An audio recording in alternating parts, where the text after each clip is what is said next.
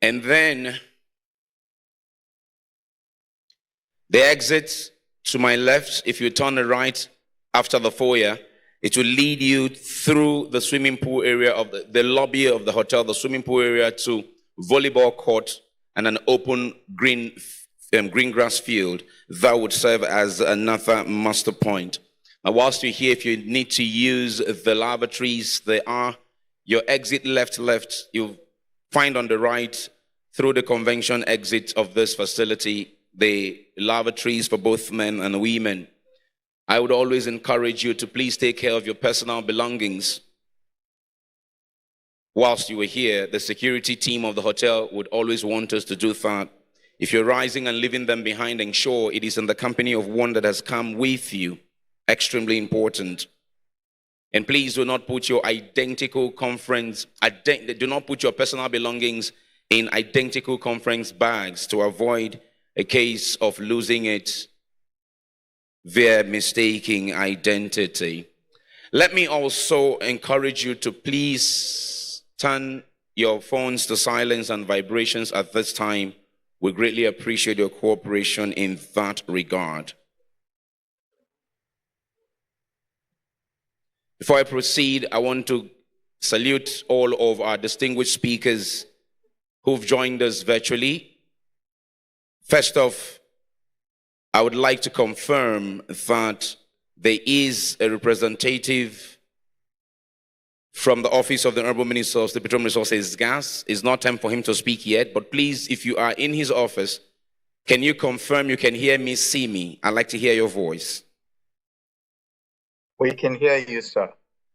Thank you very much. Can I get a confirmation from the Office of the Honorable Minister of State Petroleum Resources Oil, if they are online? Yeah, I'm representing him, Ambassador Ella. Oh, PS. Good morning, sir. Thank you very much. How are you? Can I get a confirmation from the Office of the Authority Chief Executive, NMDPRA? He's not there? Okay, thank you very much. Is there anyone I have online joining me? The GCEO, is he there now? Okay, thank you very much. Okay, we're set to start in the next few minutes.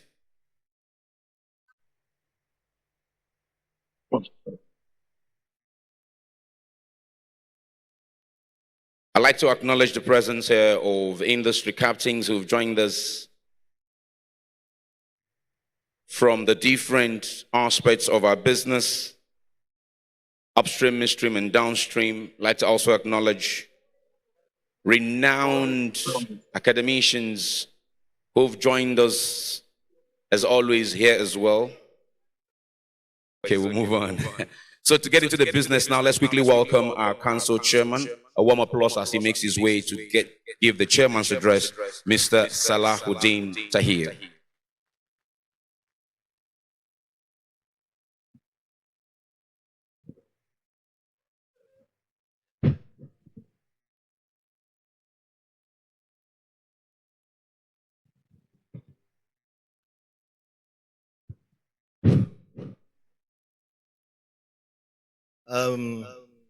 I would start with the normal protocol. Forgive me if I miss out anything. It's not on purpose. Your Excellency, the Honorable Minister of State for Petroleum Resources, Oil, Senator Heineken Lokobiri. Your Excellency, the Honorable Minister of State for Petroleum Resources, Gas, on Ekperikpo Ekpo. His Excellency, he's supposed to be here with us today, and I'm sure he's on his way. The Honorable Minister of State for Energy, Ghana, Honorable Krapa. The GCEO of the Nigerian National Petroleum Company Limited, my boss, Mr. Mele Kolokeri. The Commission Chief Executive of the Nigerian Upstream Petroleum Regulatory Commission, Engineer Benga Komolafe, rightly represented by Engineer Madison. Welcome, sir. The Authority Chief Executive of the Nigerian Midstream and Downstream Petroleum Regulatory Authority, Mr. Farouk Ahmed. Heads of government organizations, managing directors and chief executives of corporations and companies, the SPE International President, Terry Palish, all the way from the States. Thank you, sir. SPE Regional Director for Africa, Mrs. Ogogo Effiam. You're welcome. The incoming SPE Regional Director for Africa, my brother, and his beautiful wife. You're welcome to Nigeria. Thank you so much for coming. The Chairman Board of Trustees, council members, and all members of the SPE Nigerian Council, the academia, esteemed media representatives, distinguished guests, ladies and gentlemen, thank you so much for being here with us today. We don't take this for granted. It is my great pleasure to welcome you all to the opening ceremony of the SPE Nigerian Annual International Conference and Exhibition 2024, organized by the Society of Petroleum Engineers Nigerian Council. For over 40 remarkable years, every August, NAICE brings together energy industry professionals who look forward to connecting, sharing knowledge, and preferring solutions to critical issues within the sector and across society. The Society of Petroleum Engineers is, I'm sure some other professional bodies would be here, but well, is the foremost professional association for petroleum industry practitioners worldwide.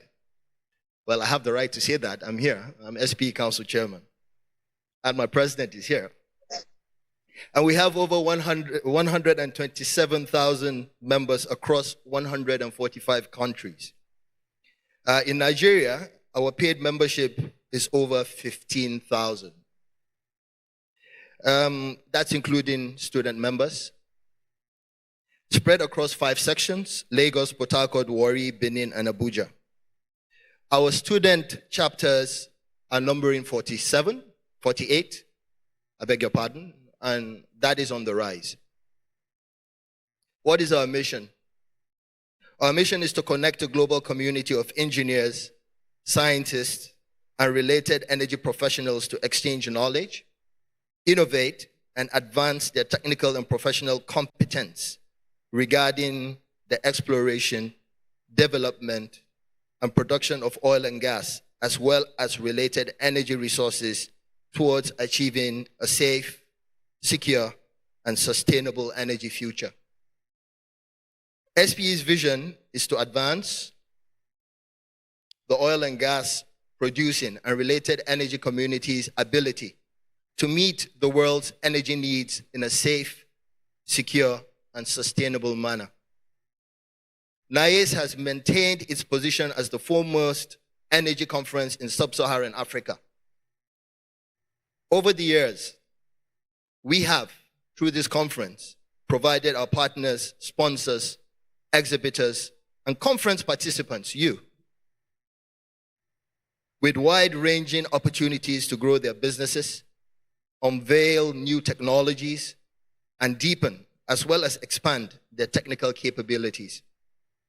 It provides access to the industry's key decision makers, the latest industry innovations, best practices, state-of-the-art technologies, and investment opportunities. Ladies and gentlemen, it may interest you to note that the planning of this international conference is solely undertaken by SPE members. These SPE members work for your organizations or maybe are your colleagues. They volunteer their time. They're not paid, not a dime. They volunteer their energy, their resources to ensure the success of our various events through the years. No, I will repeat, no program manager, no consultant is employed to deliver any part of this event.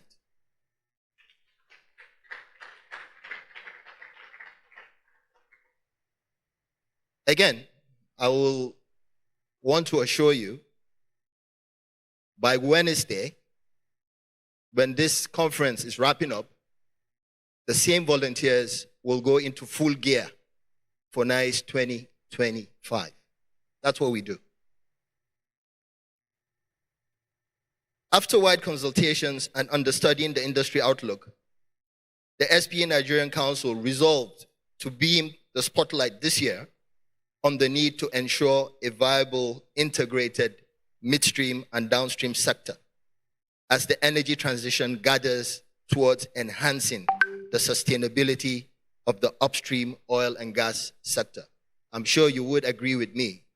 If you're in the upstream and you're producing your crude or your gas, if you don't have the flow stations, if you don't have the refineries or the gas processing facilities, or the transportation infrastructure, or the storage facilities, or the retail outlets, or the traders in the middle, then the upstream would go comatose.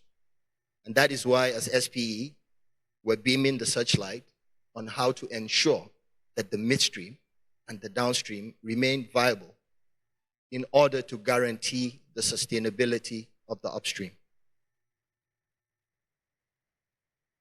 With that, our theme for this year is the petroleum industry value chain optimization, the inevitability of midstream and downstream development. To ensure sustainability, optimization of the petroleum industry value chain is necessary, and the development of the midstream and downstream sectors play a significant role in achieving this optimization. The midstream sector involves the transportation, storage, and wholesale marketing of crude oil and natural gas, while the downstream sector focuses on refining of crude into various petroleum products and distributing them to end consumers. Without an effective, efficient, and vibrant midstream and downstream sector, investments in the upstream become meaningless. Our God-given natural resources will forever remain in its raw state.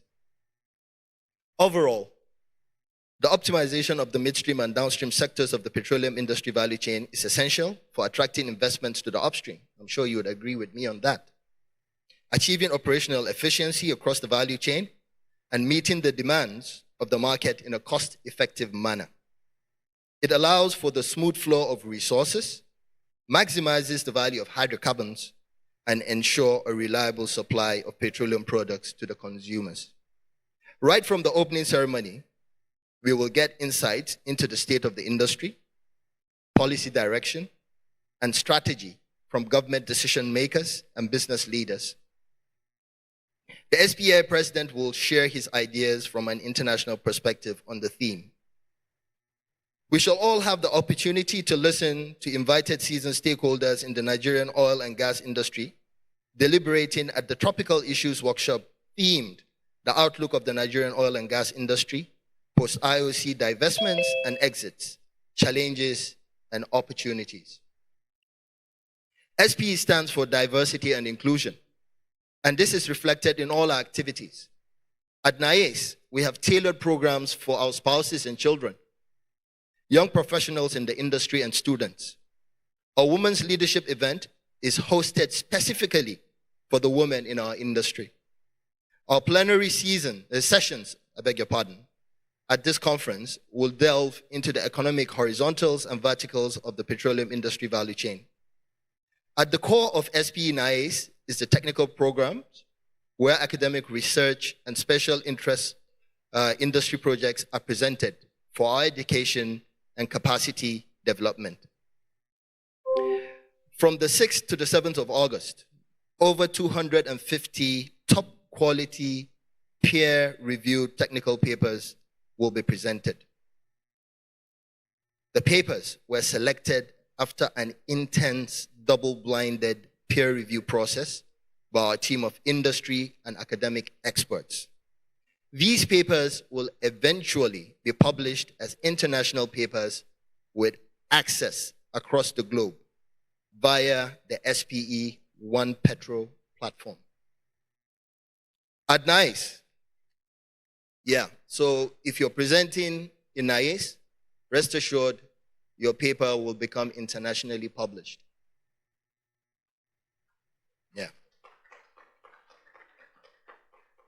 And the benefit goes not only to the authors, their affiliations, the companies that they work for, because when your name is there, your company's name will also be there. Just to add that. At NAICE 2024, we have over 100 companies across the EMP spectrum, renewable energy, and other non-oil and gas industry services who will be exhibiting their latest innovations, technical products, and services.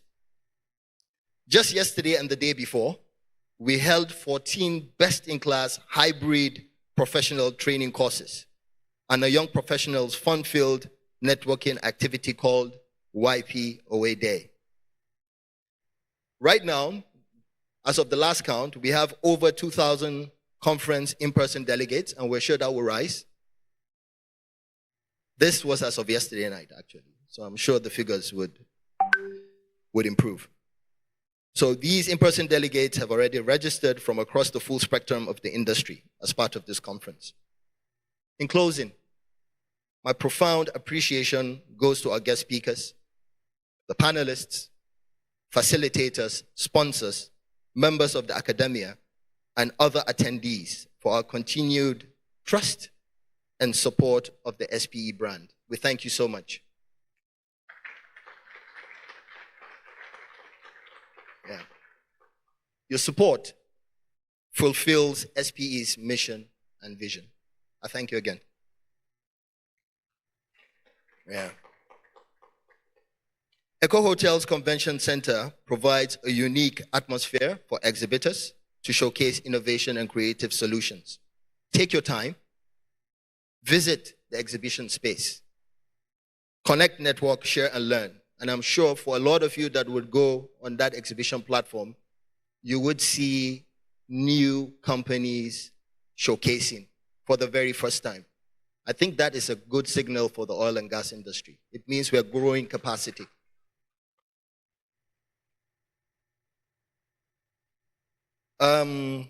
Again, I thank you for being an important part of SPE and NAICE 2024. Please seize the one-stop shop opportunity and soak it in. I'll close by announcing, and like I said, that's what we do in SPE. We already have a theme for 2025, and I'm going to unveil that right now. It's going to be called Building a Sustainable Energy Future, Leveraging Technology, Supply Chain, Human Resources, and Policy. And it will be held in the same place, God willing, from the 4th of August to the 6th, 2025. And our SPE training courses will be held August 2nd to 3rd, 2025. Thank you so much for being here with us.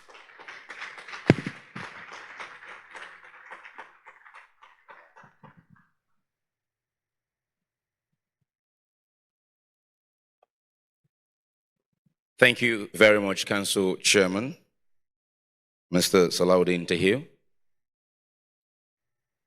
As I said earlier, we're going to tweak our program whenever the Honorable Minister of State Petroleum Resources is ready to speak, and then I'll go back to the original program.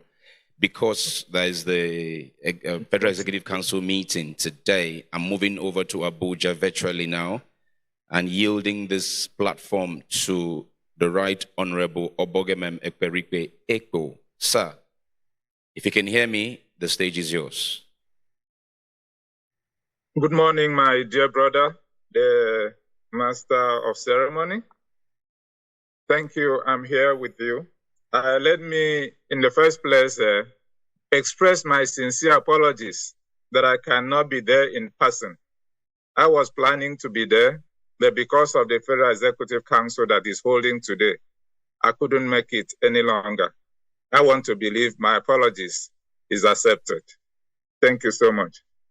Honorable Minister of State Petroleum Resources, Oil, Commission Chief Executive, Authority Chief Executive, GCO of NNPC, ES, NCDMB, Chairman, SPE Nigeria, President, SPE International, Captains of Industry, distinguished ladies and gentlemen. It gives me great pleasure to address you today as special guest of honor at the 47th Nigeria Annual International Conference and Exhibition, NAICE. This prestigious event, organized by the Society of Petroleum Engineers, SPE, continues to provide a vital platform for discourse, innovation, and collaboration in the oil and gas industry. And I express my appreciation to the organizers for inviting me to share my thoughts on this year's theme, Petroleum Industry Value Chain Optimization, the Inevitability of Midstream and Downstream Development. The Nigerian petroleum industry has long been a cornerstone of our national economy, contributing significantly to our GDP, government revenues, and export earnings. As we stand at the threshold of a new era in the energy industry, with ever-increasing pressure to decarbonize and achieve a net zero economy, the need to optimize our petroleum industry value chain has never been more pressing. The midstream and downstream sectors, in particular, hold immense potential to driving efficiency, creating jobs, and further enhancing our economy. As the Honorable Minister of State Petroleum Resources Gas, my office has been actively involved in several initiatives aimed to transforming the optimizing Nigerian gas sector. Here are some of the key efforts. Infrastructure development.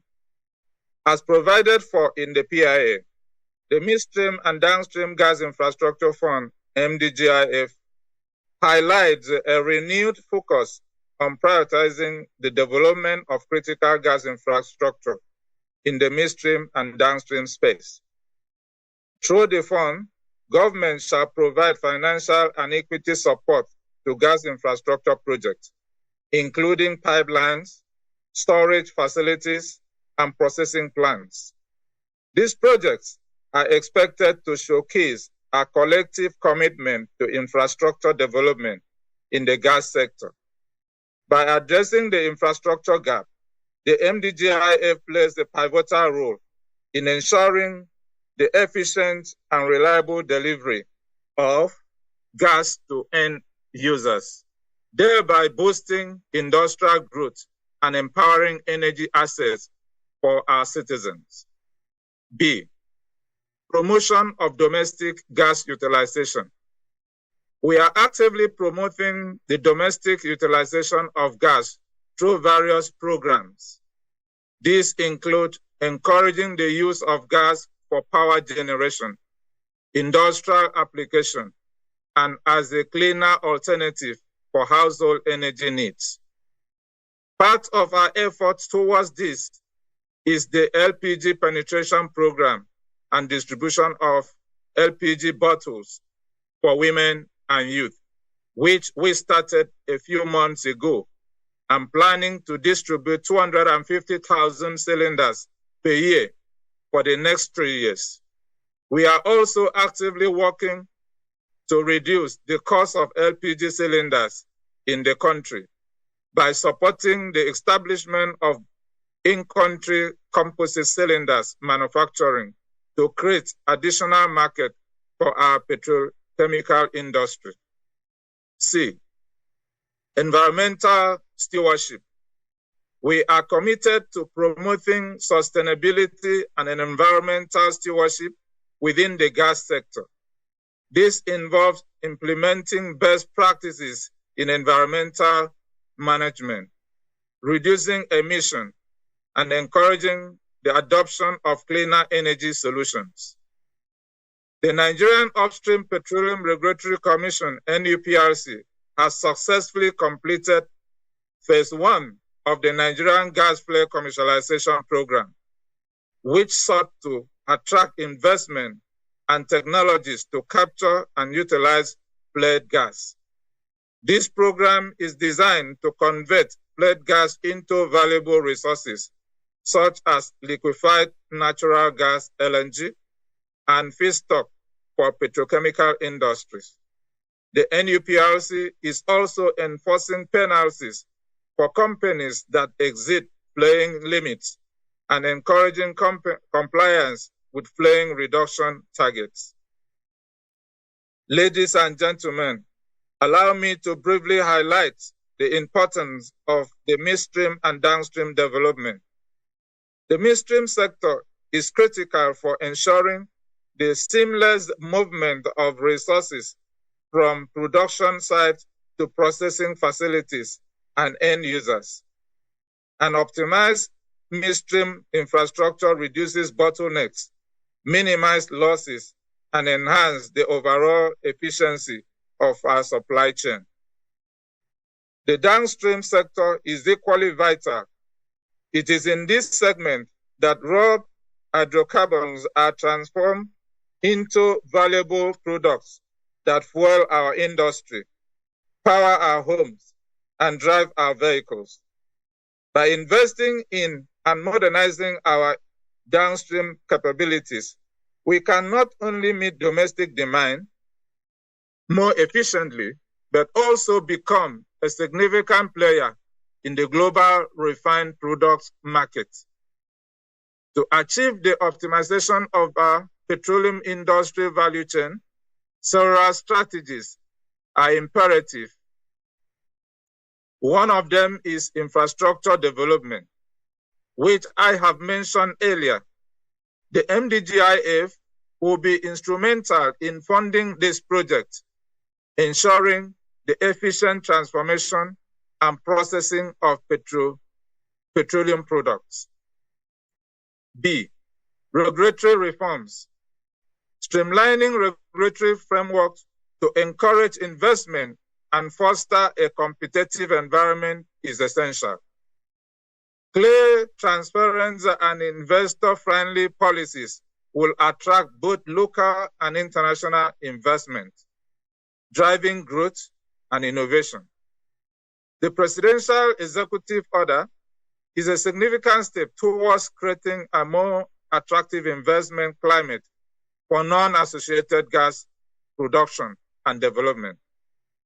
This order is designed to streamline regulatory processes, reduce bureaucratic bottlenecks, and provide fiscal incentives that make investment in gas projects more viable. We anticipate that these measures will spur increased investment, leading to enhanced gas production, job creation, and economic growth. C, technological advancement. Embracing cutting-edge oil and gas technologies and innovation will enable us to optimize operations, reduce costs, and minimize environmental impact. Digitalization and automation and the adoption of advanced analytics are key to unlocking efficiencies across the value chain. D, human capital development. Investing in the training and development of our workforce is paramount. A skilled and a knowledgeable workforce is the backbone of a thriving petroleum industry. We must prioritize education, vocational training, and capacity building initiatives to ensure our people are equipped to meet the demands of the dynamic oil and gas industry. Ladies and gentlemen, the federal government's Decade of Gas initiative is an ambitious program that aims to transform Nigeria into a gas-powered economy through the maximization and utilization of our abundant natural gas resources by 2030. Through this initiative, we are focusing on enhancing gas production, processing, transportation, and utilization across the nation. We are aware that there are challenges ahead, but there are opportunities await the challenges. I call upon all stakeholders, government agencies, industry players, and academia to leverage these opportunities. With our collective expertise and resources, we can build a robust, resilient, and sustainable petroleum industry that serve the interests of our nation and its people. As we embark on this journey of value chain optimization, let us do so with a shared vision and a common purpose. The development of the midstream and downstream sector is not just an inevitability, it is a necessity. It is the path to unlocking the full potential of our petroleum industry, driving economic growth and improving the quality of life of all Nigerians. I am confident that the deliberations and insight from this conference will provide valuable guidance and inspire actionable solutions. Together, let us pave the way for a brighter, more prosperous future for our nation and its petroleum industry. Distinguished ladies and gentlemen, thank you so much for the attention. God bless all of us. I wish you a successful deliberation. Thank you.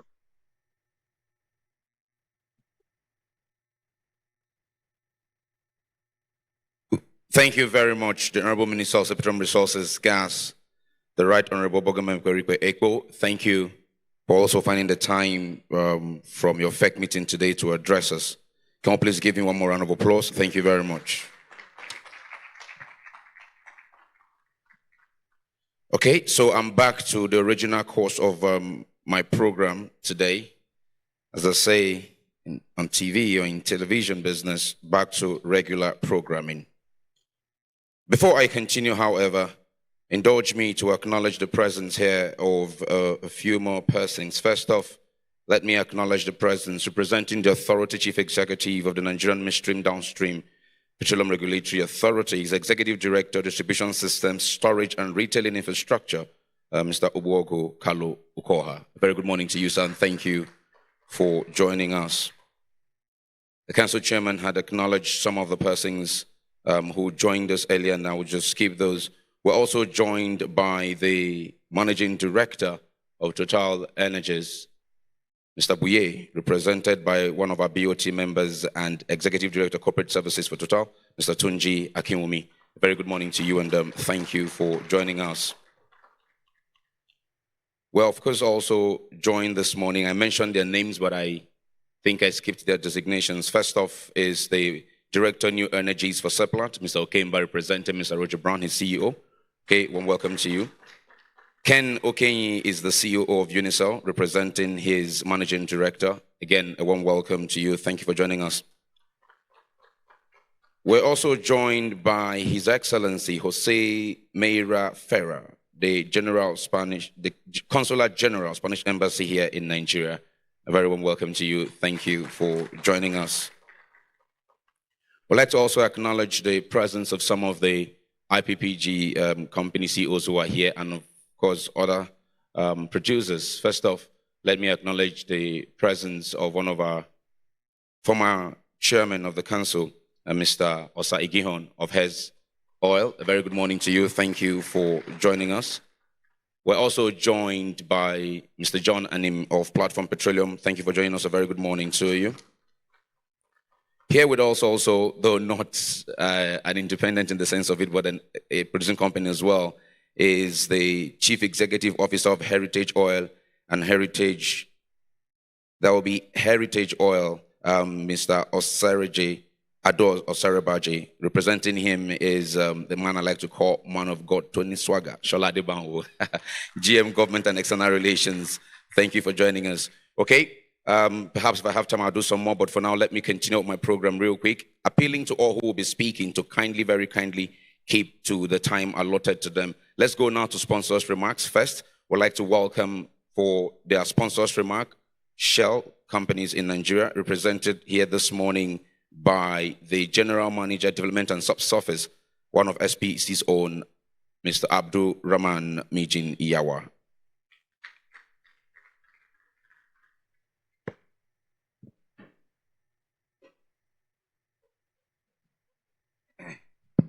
Hello. Thank you. Good morning. I would like to stand on the protocols have been so well established by the Honorable Minister and the Council Chair. Good morning, distinguished guests, ladies and gentlemen. I'm delighted to stand today attending this year's SPE Annual International Conference and Exhibition, which is themed Petroleum Industry Value Chain Optimization, Inevitability of Midstream and Downstream Development. I want to thank the SPE Nigeria Council for this invitation and for organizing this important event. At Shell, we pride ourselves on being active throughout the integrated energy value chain. In Nigeria, we have businesses in the upstream, midstream, downstream, and renewables sectors of this value chain, with our upstream footprint spanning onshore, shallow water, and deep water operations as well.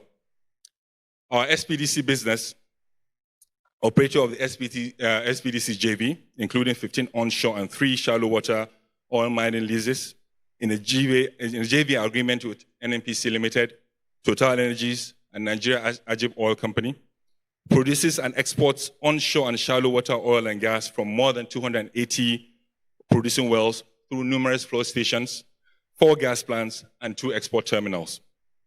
Our deepwater business, SNEPCO, holds operated and non-operated interests in the Bonga and Era fields, respectively. Its operated assets, that's the Bonga FPSO, Nigeria's first oil and gas development in water depths over 1,000 meters, created the first generation of Nigerian deepwater engineers. And as you might have picked up, early last year, crossed the 1 billion barrel of oil production and export milestone. You can clap.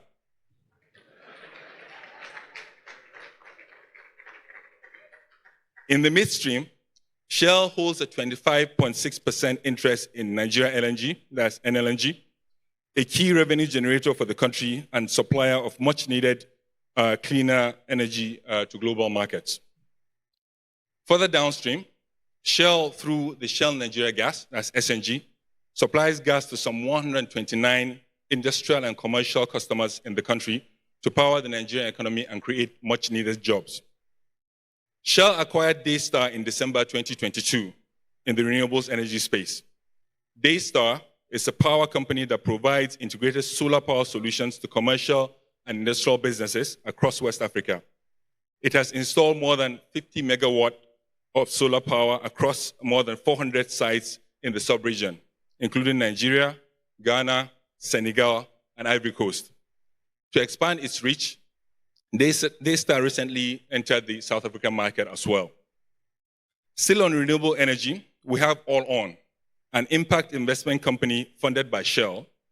Its purpose is to facilitate the creation and delivery of clean energy products and services to underserved and unserved off-grid energy communities in Nigeria. Since its inception in 2017, All On has delivered over 130,000 energy connections through 48 energy access investee companies with a total investment of some $22.5 million. Again, you can clap. Moving from the core business to social impact, Shell companies in Nigeria have a long history of supporting education and health through several social initiatives. In 2023, the SPDC JV completed and handed over the Center of Excellence in Geosciences and Petroleum Engineering to the University of Benin to promote the teaching and innovative research in relevant exploration and production disciplines towards strengthening technical capabilities in the industry. In 2024, SNEPCO and SPDC JV completed and handed over an ultra-modern learning center to the Niger Delta University in Bayelsa State, and an ICT center to Sa'adu Zungur University, Gadao, Bauchi State. This education support effort is all in addition to thousands of secondary school and university grants, cradle to career scholarships, and 109 Niger Delta postgraduate international scholarships to the United Kingdom. Our community programs continue to help many Nigerians. During 2023, the SPDC JV supported the healthcare centers in Niger Delta, and together with SNEPCO, funded the Health in Motion mobile healthcare program, which has assisted more than 1 million people since its launch in 2010. On the communities front, Shell maintains an industry-leading position in its collaboration with host communities to set up and fund the Host Communities Development Trust, the HCDTs, per the PIA. At 94% HTCC incorporation, Shell has contributed over $42 million to the HCDTs so far. Our passion for contributing to this industry is the crux of our continued partnership and collaboration with the SPE. As a proud diamond sponsor of this year's conference, we recognize that despite our consistent contributions, there is more to be done. This year's conference theme presents an excellent opportunity for productive conversations on those areas for improvement. I look forward to the conversations, panel sessions, technical paper presentations, and booth exhibitions in the coming days. SPE has consistently helped shape the future of energy professionals and the energy industry in Nigeria, and I charge you to redouble your dedication to this industry-shaping path. In closing, I would like to express my deep appreciation to all other sponsors, exhibitors, delegates, participants, and students taking part in this year's conference. Each year, we see and appreciate the efforts and thinking that go into showcasing the industry's successes, thoughts and activities at the booths, and materials shared at the various learning and discussion sessions. Shell companies in Nigeria is always proud to be part of this conference and are committed to continuing this in the future. Thank you.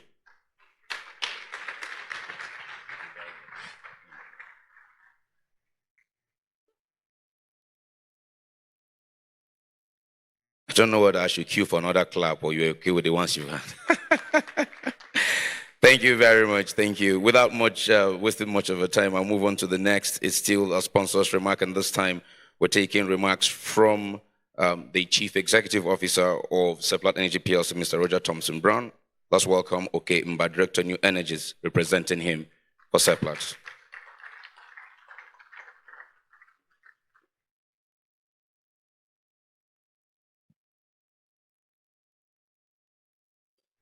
Good morning, everyone. Please permit me to stand on the well-established protocol. I'm standing in for Mr. Roger Brown, who couldn't be here today with us. So I'm going to be making a few remarks. I'm not reading a speech, but I'll make a few remarks about the theme of the conference, which is the inevitability of midstream and downstream development. My focus is going to be on the midstream, and I'm going to try to link that to energy, with focus on Nigeria's energy security. So I'd like to start this conversation by once again putting into perspective Nigeria's energy challenge. And it's a very simple one. From the national grid, we receive about 4 gigawatts of power daily, well below the volume that's required to support our economic growth ambitions. So what that translates to is that the energy used per capita is quite low. And you also see a number of Nigerians with no access to electricity. Some sources put that at about 58 million, 60 million people, quite a large number. And if you do not have access to power, you're not going to be able to contribute to Nigeria's energy development, to Nigeria's economic development. So that's quite critical. We also see regularly some power stations say they don't have enough gas to generate power to capacity. But the bit of statistic that I'd like you to reflect on today is that the bulk of our electricity generation is done off-grid using petrol and diesel generators. But here is the problem with that. Power generation through that way is at a cost of 2 to 3 times the cost of generating that same power using large thermal power stations, gas-fired power stations. So we are spending 2 to 3 times in generating power by generating the bulk of that electricity off-grid. 20 gigawatts, 30, I've seen some numbers as high as 45 gigawatts. And also about 30% higher emissions when you use those diesel and petrol generators. So that's a problem, and we need to solve it. And all the smart brains are in this room, so I'm hoping that at the end of this conference, we will together fashion out some solutions to this.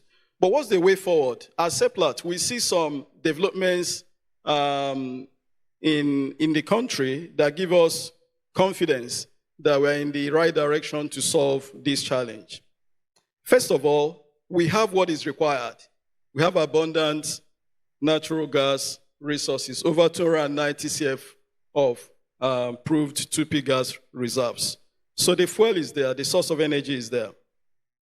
We're also seeing recently some incentives, gas incentives, announced by the president in the executive orders that we announced recently.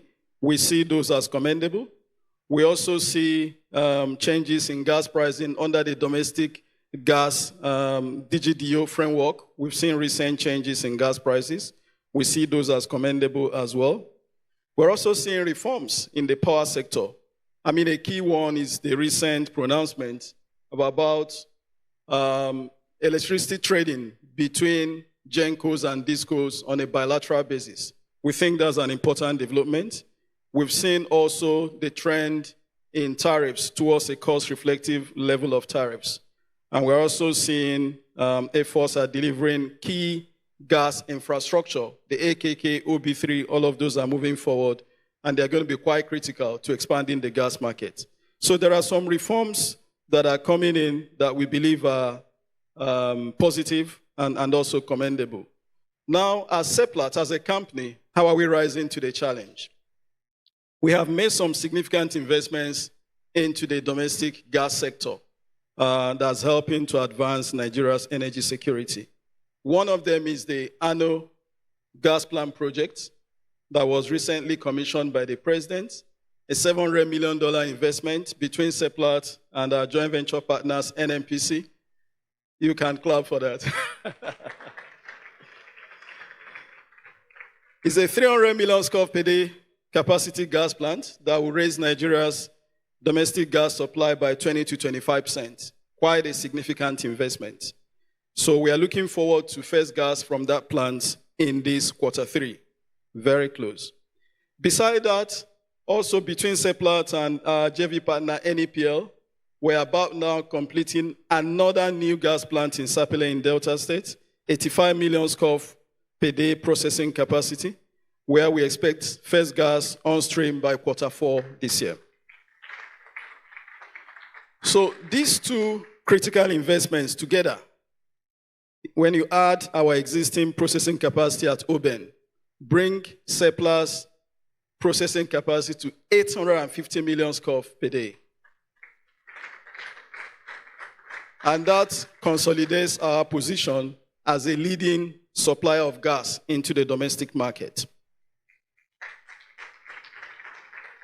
We are also now looking into investing in CNG.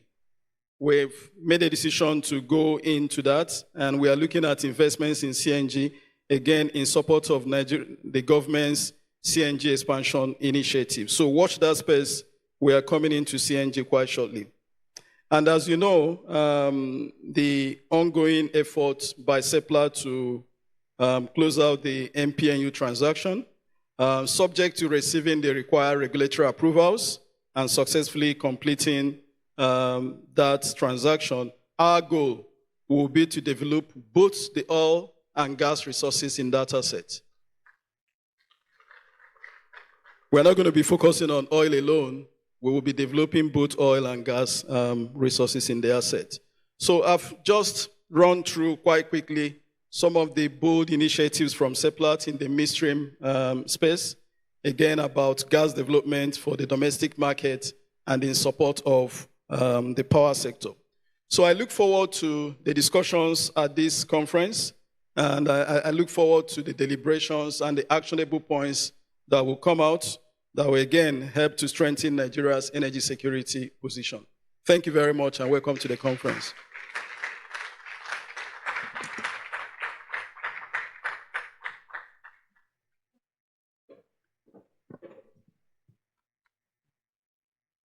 Thank you very much again.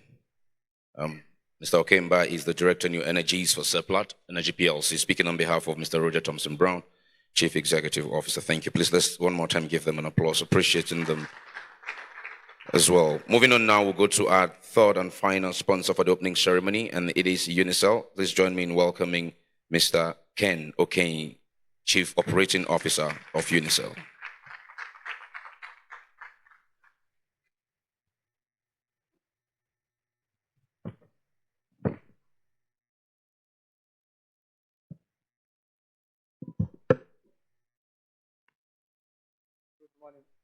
All right. Good morning, everybody in the house. Please, moderator, permit me to stand on the existing protocol that is well set up already. Similar to his line of discussion, I'm looking more at the theme of the project, of the seminar today, which is petroleum industry value chain optimization, the inevitability of midstream and downstream optimization. Well, I think what has happened here is SPE, NAICE have tried to say every ecosystem has to be complete for it to work and give productivity. If it is not pieced together, then we'll be wasting our time. I'm happy to tell you or announce to you that Unicel is a local company that has been in the space for upwards of 3 decades now, supporting the industry across the value chain. We are also happy to be part of this NAICE SPE program, and we do that every year, sponsoring programs. So we have deep interest in building capacity and enhancing value across the value chain. So what are the issues in the program of the topic today? We have a huge assets with us that we need to harness. How do we do that? We need data, we need documentation, we need reporting, we need presentation for it to be bankable. Permit me to say I came from the banking sector where I would do financing program at a very high stage. So, and we use the word bankability. Anything that is not bankable becomes difficult to realize. So the emphasis on bankability of the asset we have, and that's what we're emphasizing on. The objectives are to safeguard, manage risk, enhance and optimize returns using technology to extend the lifespan of these assets and facilities we have. How inevitable is the midstream and downstream? Because they enhance performance, efficiency, they ensure sustainability, and maintain healthy competitiveness in the industry to optimize results. As Unicel, we have excelled in the area of production and drilling chemical domain. We have our signatures everywhere, supporting producers and enhancing flow assurances. We also have demonstrated capacity in area of engineering technology. One significant thing we have done in the industry is to say, particularly with the marginal fields where they don't have financial capacity to do a lot. So we help you to get to quick oil. We help you to decapitalize your project and make your operation more efficient. So you get to money as quickly as possible and your business is sustainable. So Unicel will continue to do all this, a whole gamut of support in the industry value chain. And we are very happy to be part of this program today. As the program unfolds in the next 3 days, discussions will be around all these touch points, and we believe that at the end of the day, we all have a document that we can use to enhance the performance of the industry going forward. I thank you, everybody.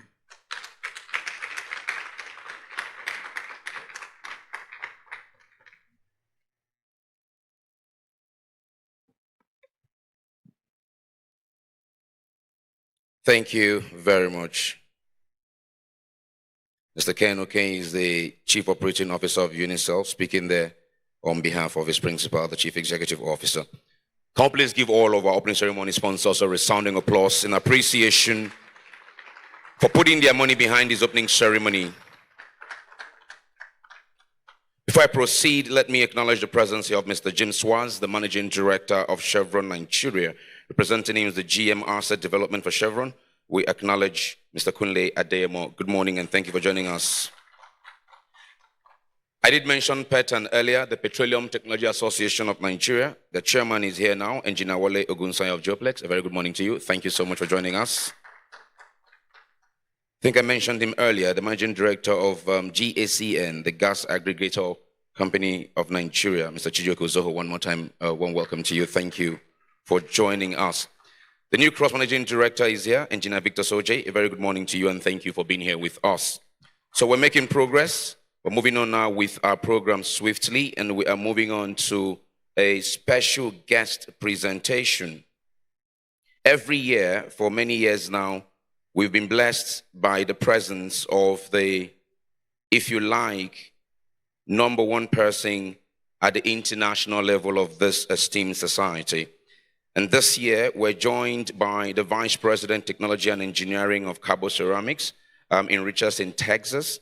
He's the 2024 SPE president and began his career with ARCO in Alaska and Algeria, joining Cabo in 2004, where he currently leads the research and development team. He has been an active member of the SPE for over 4 decades, serving in various roles, including past chairman of the SPE Dallas section, past chair of the SPE Annual Technical Conference and Exhibition, technical program, and former SPE Completions Technical Director. He is an SPE distinguished member and has received multiple SPE regional and international awards, including Distinguished Service. He has co-authored more than 50 SPE technical papers and holds several patents, and holds a bachelor's degree in petroleum engineering from the University of Missouri, Rolla, now Missouri University of Science and Tech, where he was recently recognized as a distinguished alumnus. So please join me, SPE Nigerian Council, and our special delegates to welcome our 2024 SPE International President, Mr. Terry Harlish.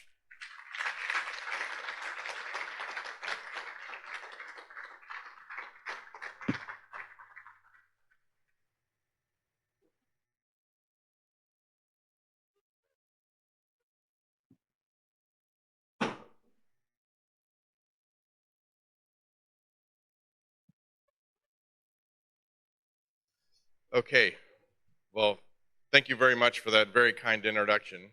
I'm told I'm on a time crunch here. So, first of all, on behalf of the Society of Petroleum Engineers International, the Board of Directors, I want to extend my warm greetings to everyone for in their attendance, and I want to thank you for the invitation, as you mentioned, the long-standing invitation for the President to attend this wonderful conference.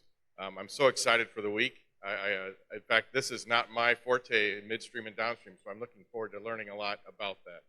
I want to thank the Council Chair for the invitation. I'm going to echo some of your thoughts here as we go through this. So let me get started. So what I want to do, my theme for my presidency is creating our energy future. We're going to talk about a few items from that, creating our energy future, a lot of it surrounding the terms of energy. And the importance of energy. We'll talk a little bit about upstream, but then I'll also weave in some SPE because, after all, this is an SPE conference. So a little bit about myself. I just want to talk from an SPE standpoint. I've really had 3 phases of my career with SPE. First of all, when I joined SPE as a student member, like many of you did, and during that time, in my time at ARCO for 10 years, I was a member. I was an attender. I went to a few conferences here and there. I went to my first ATCE. I wrote my first paper. But then when I went to work for Carbo about 20 years ago, I recognized the need for disseminating technical information, particularly our technical information, and getting more involved with networking. And so I became an active member. I participated in the Dallas section more. I went to all of our meetings that I could get to. I wrote papers. I wrote most of my papers during that time. But that also led then to my 3rd phase, which I consider myself in now, and that is my leadership phase. So I ran the ATC program, as you mentioned.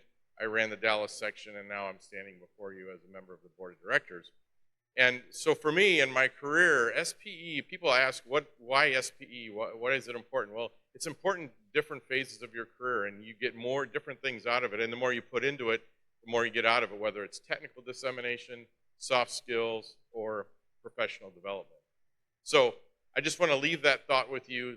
I know the Nigerian Council and the sections here in Nigeria talk about SPE and the importance, but I do believe it and I'm passionate about it. And I can assure you I would have never given a year of my life to being president if I wasn't passionate about it. So moving on, let's talk about energy. So what I'd like to do is I'd like to just maybe set a little bit of the stage for this conference and talk about the importance of energy. So energy is the lifeblood of all living things. We ingest chemical energy every day in the form of food, and without energy, life doesn't exist. And it's been argued that there have been 3 major energy milestones over the course of humanity. The first being when we discovered fire. When we discovered fire, we could cook our food and make it more digestible, and it opened up a whole new source of protein, that being meat. Second, agriculture. If we lived 10,000 years ago, we spent every waking moment looking for our next meal, whether it was where we lived or not. But when we discovered we could grow our energy near where we lived, we could then work on where we lived, our living conditions. And then third, and arguably the one that's made the biggest advancements in our life, is the onset of coal, oil, and natural gas, fossil fuels. And this chart you're looking at is life expectancy for each of the main continents. And you can see back before the onset of fossil fuels, the average life expectancy was about 30 years old, depending on where you live. When fossil fuels came in, the Industrial Revolution, all the things that come along with that, all the discoveries and advancements, life expectancy now across most of the world is in excess of 70 years old. The one continent, by the way, that is not 70 yet is Africa. And what does Africa lack in many cases is energy. Okay? And that's, the minister talked about it this morning. It's one of the key messages. So as human beings, we want to climb the energy ladder. We want to move from left to right on this chart. If you sit over on the right, there's about 1 billion people on Earth that are in the developed world that don't think about where their energy comes from. When they plug their iPhone in, there's electricity. When they go to the gas station, there's fuel. The majority of the world sits in the middle. Okay, they have access to most forms of energy, but not all. And then on the left is the 2 billion people that don't have access to clean cooking fuel. They're cooking with biomass, and they're dealing with all the indoor pollution that goes along with that. And so as we move from left to right, as we gain more energy, our standard of living increases, our life expectancy increases, and everything that goes along with that. So it's important that we move from left to right, and that we help the world move from left to right as an industry.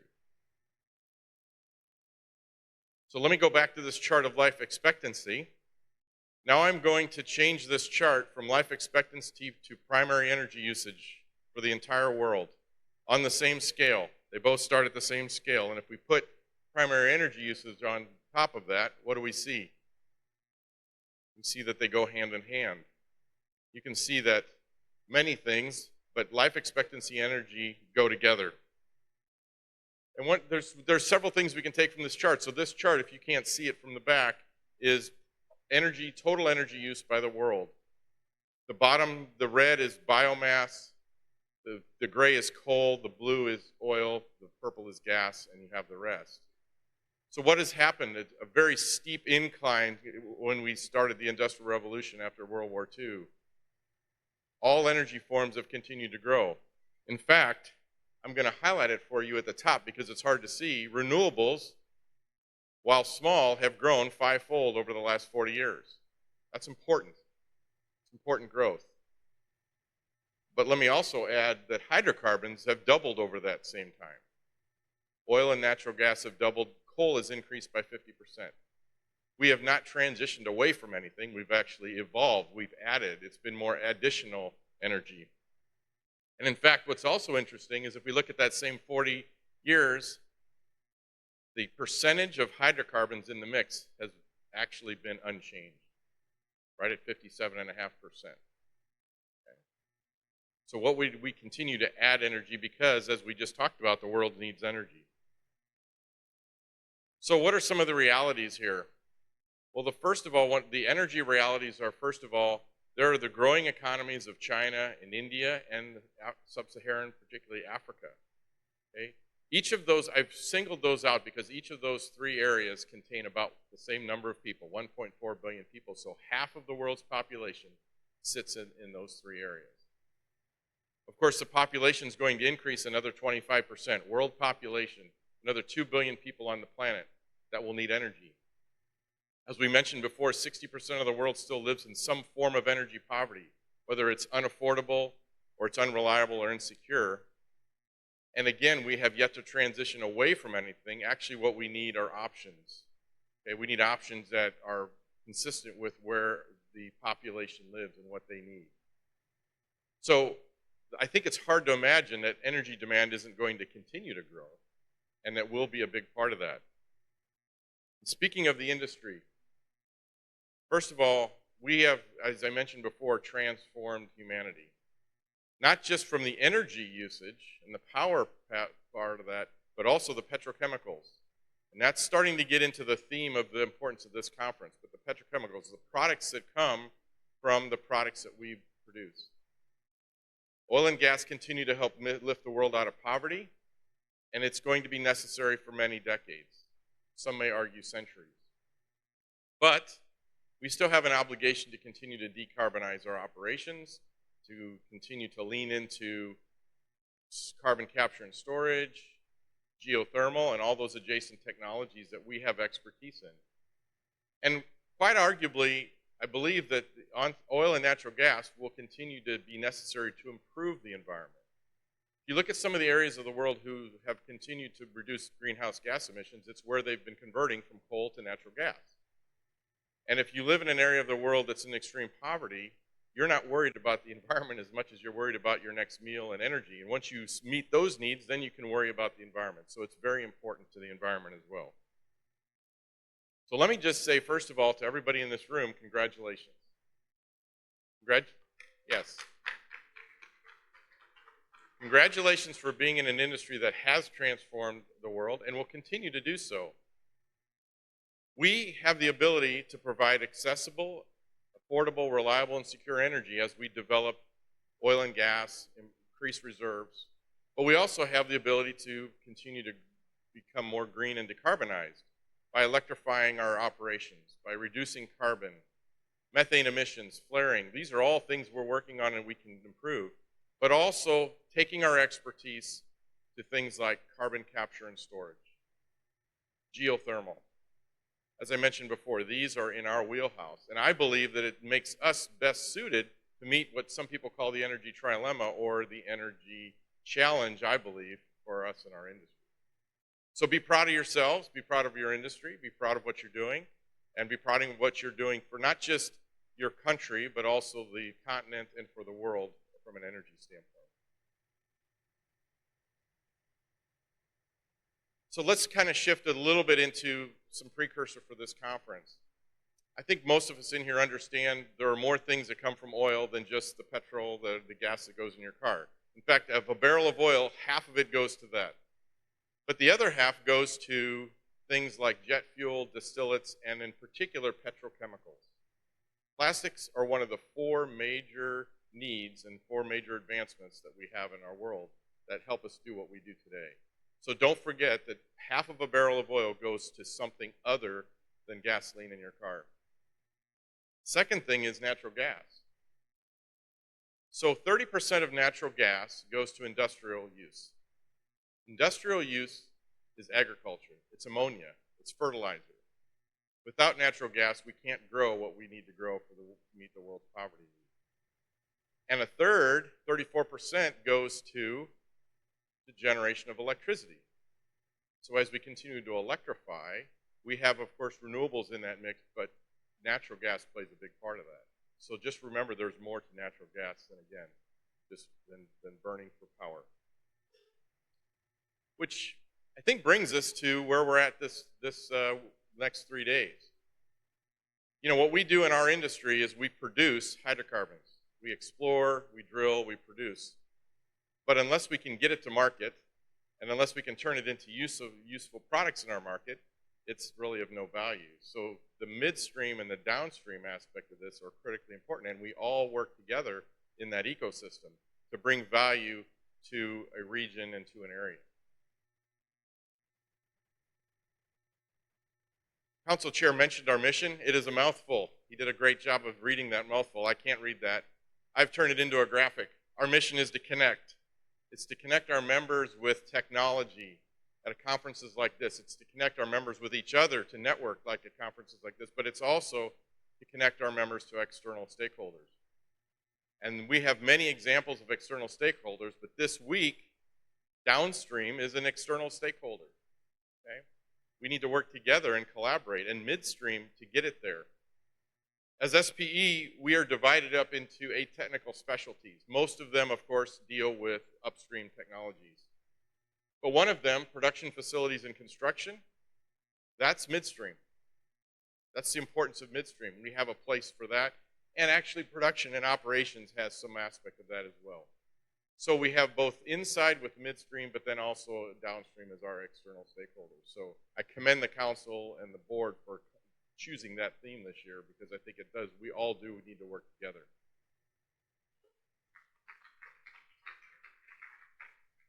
Let me just close with a final slide, again, an SPE slide.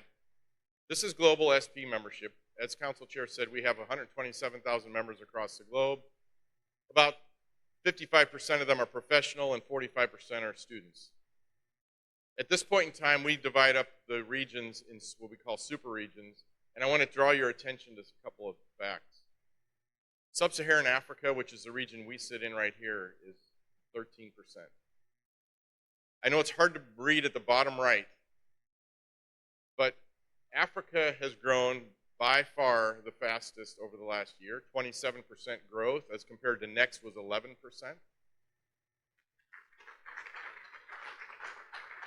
And over the last 10 years, it's grown 164%, leaves everybody behind on that. Another thing, yeah, go ahead. Clap for yourself. The other thing I don't have on this chart that I think is very important is that professional membership has certainly grown, and that's important. But student membership is an even better story. Student membership, the African region now comprises the second most number of student members in SPE. So keep up the great work. You're doing a great job. And I am very proud to be here. I think it's important for the region, this conference. I want to just close by saying I appreciate the invitation. I want to acknowledge the council and all the volunteers. To put on an event like this is very hard to do, and it takes a lot of work. I hope that you have not just gotten a lot out of your thoughts of what you're giving us, but also that you've gotten a lot out of it yourself. I think you hopefully find that as volunteering and the success, and be proud of what you've done. I also want to thank the sponsors. Without sponsors, an event like this doesn't happen. But most importantly, I want to commend all of you, the delegates, because as delegates, you've decided to take a step to improve yourself professionally, and I think together we can create our energy future. Thank you very much, and have a great conference.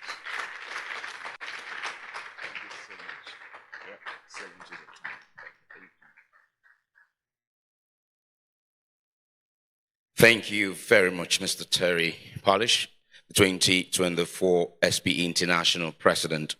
Thank you. We need to be reminding ourselves of some of those data that he put up there. Before the industry and co was discovered, life expectancy, you saw it, is for some people in the world to know.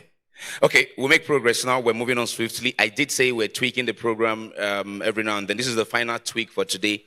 Again, all because of the Federal Executive Council meeting in Abuja. After this final tweak, I go back to the remaining 2 presenters who are in the room, and then our council chair will step up, make some presentations, we'll proceed to the exhibition tour. Moving now virtually back to Abuja, going back to the Minister of Petroleum Resources, this time Minister of Petroleum Resources Oil, Senator Heineken Lukubri, who is represented by the Permanent Secretary, His Excellency Ambassador Nicholas Ella. Ambassador, sir, please confirm you can hear me. The stage is yours.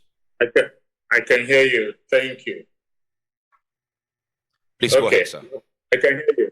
Thank you. Yes. Well, let me say good morning to everyone, and to stand on the existing protocol ably established by the Honorable Minister of State, Petroleum Resources, Gas, Right Honorable Ekweriko. Let me extend my greetings to the Council Chairman, heads of agencies here present, industry leaders, esteemed guests, distinguished ladies and gentlemen. It is an honor to address you today at the 47th Nigerian Annual International Conference and Exhibition 2024. I extend warm greetings from the Honorable Minister of State for Petroleum Resources, Oil, Senator Henneke Ndokobari, who is unable to join you in person due to other exigencies of the service. It is a privilege to represent him and the Ministry of Petroleum Resources at this prestigious event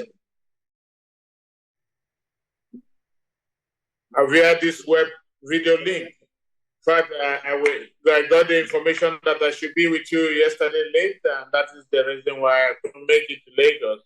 Please, my apology, my personal apology, please. The theme for this year's conference, Petroleum Industry Value Chain Optimization, the inevitability of midstream and downstream development, is both timely and essential for the future of our industry. The optimization of these sectors is not just an option, but the necessity for enhancing efficiency, ensuring sustainability, and maintaining our competitive edge in the global market.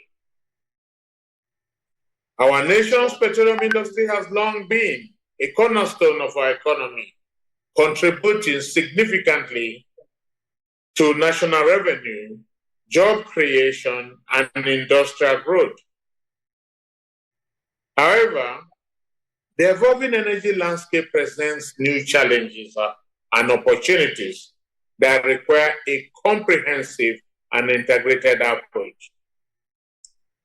Technological advancements, regulatory frameworks, and strategic partnerships are key enablers in driving the transformation of our midstream and downstream sectors. At this moment, it is imperative that we leverage these advancements to enhance the profitability and environmental performance of our industry. By doing so, we can ensure that our petroleum resources are utilized most efficiently and sustainably. Through the Ministry of Petroleum Resources, the Nigerian government is committed to creating an enabling environment for investment and innovation in the midstream and downstream sectors. We are actively working on policies and initiatives to attract local and international investors, foster technological innovation, and ensure regulatory compliance. One of our key focus areas is the development of infrastructure to support the efficient transportation processes and distribution of petroleum products. This has been eloquently presented by the Honorable Minister of State Petroleum Resources, Gas. This also includes the expansion and modernization of pipelines, storage facilities, and refining capacity to meet both industrial and domestic and international demands. We are also prioritizing the adoption of digital technologies and data analytics to improve operational efficiency and decision-making processes in the industry. Furthermore, the ministry is committed to promoting local content and capacity building to ensure that Nigerian companies and professionals play a leading role in the midstream and downstream sectors.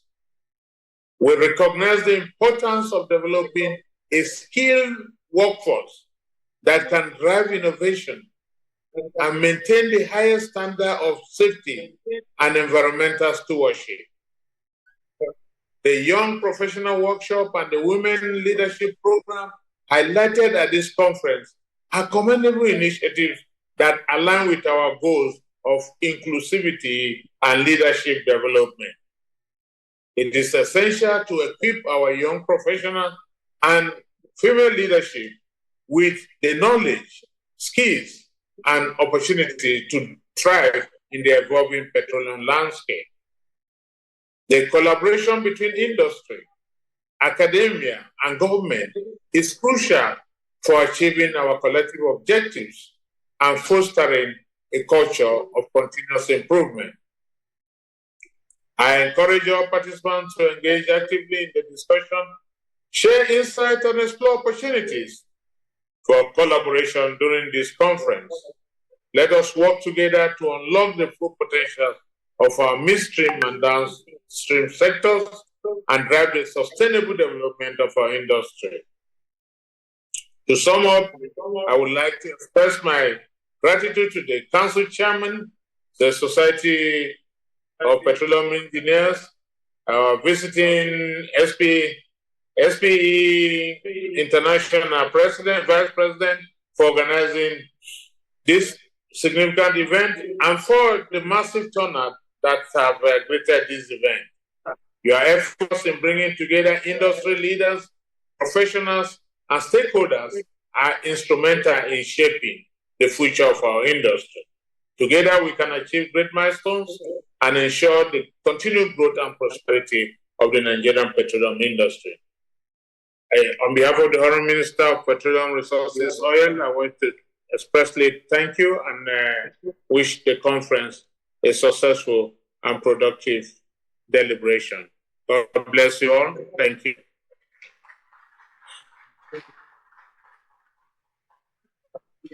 Thank you very much, His Excellency Ambassador Nicholas Agbo-Ella, Permanent Secretary, Minister of Petroleum Resources, speaking on behalf of the Minister of State Petroleum Resources Oil. Thank you, sir. Thank you.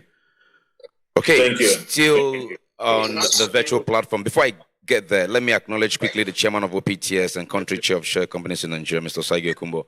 A very good morning to you. Thank you for joining us this morning. Thank you. Thank you.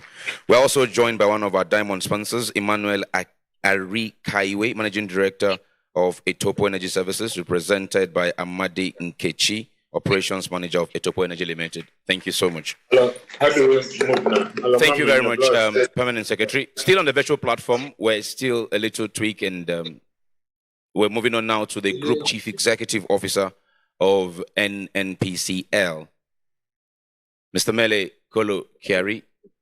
Sir, OFR, confirm you can hear me? Yes, I do very clearly. Fantastic. Good morning. Good morning, sir. Very well, sir. The stage is yours. Please take it from here.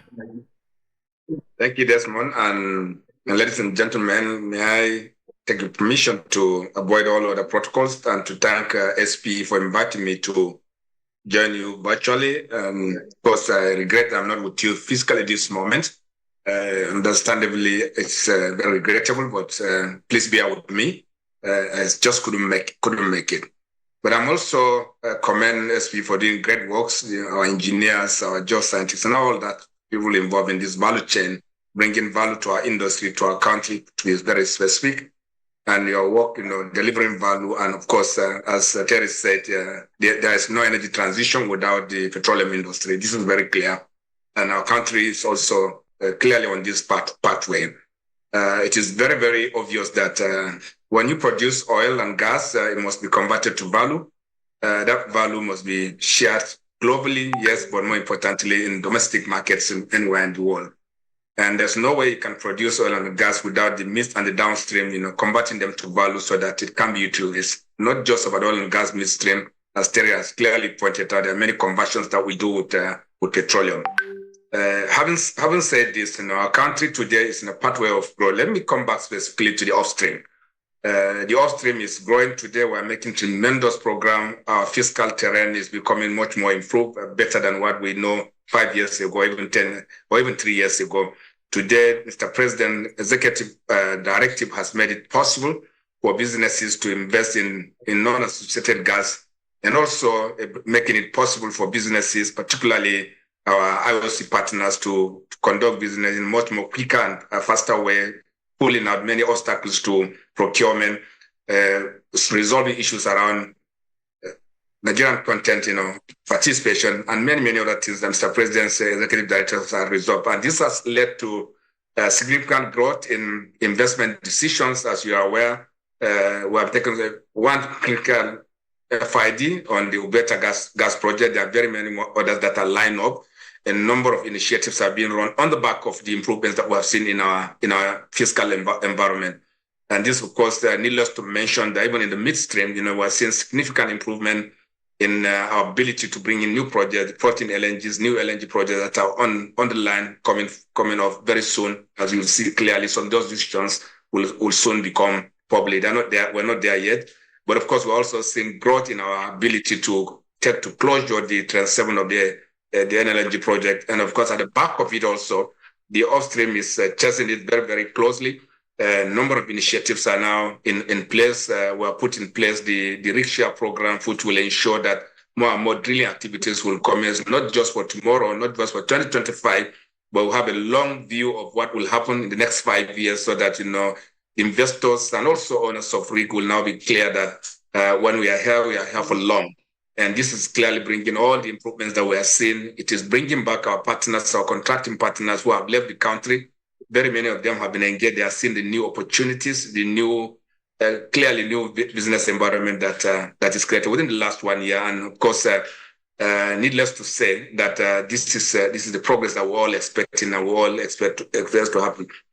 But all this won't become material in the domestic market without having local refining capacity, improving on domestic gas utilization by putting all the infrastructure that are required put in place. That's why NFP is in the forefront of this. We are leading this, putting in place all the required infrastructure that's required to deepen domestic gas utilization. As you are all aware, and many of you may be aware of this, that there are obligations for domestic gas supply and also domestic supply of crude oil into our country.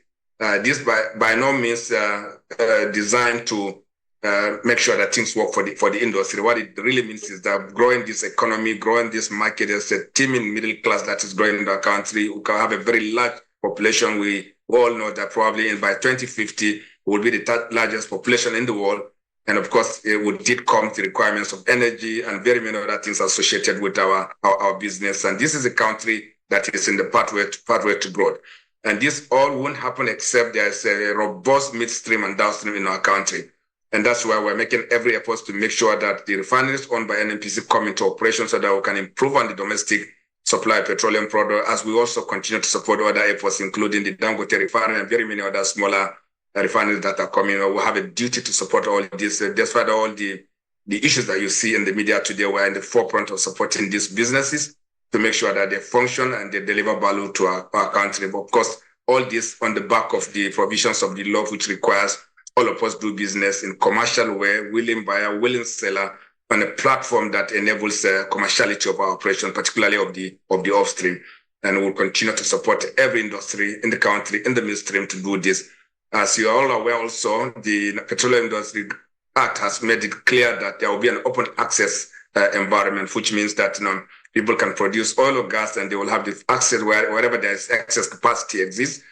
Everyone will have access to those facilities. And this is why we're also taking another bold step to replace all our product pipeline through a build, operate, and transfer mechanism. This is already in process where we have executed contracts with a number of our partners, and this will clearly at the end deliver product nearest to the consumers across the country, guarantee energy security for our country, and ultimately reduce the necessity to transport petroleum on trucks across the country. And of course, is that going to be happen tomorrow? No, but we are clearly on the pathway of delivering this, and we're very happy with our partners who have come in to finance this and operate it on our behalf. And of course, petroleum pricing is everything in the world, particularly in our country, as we're aware.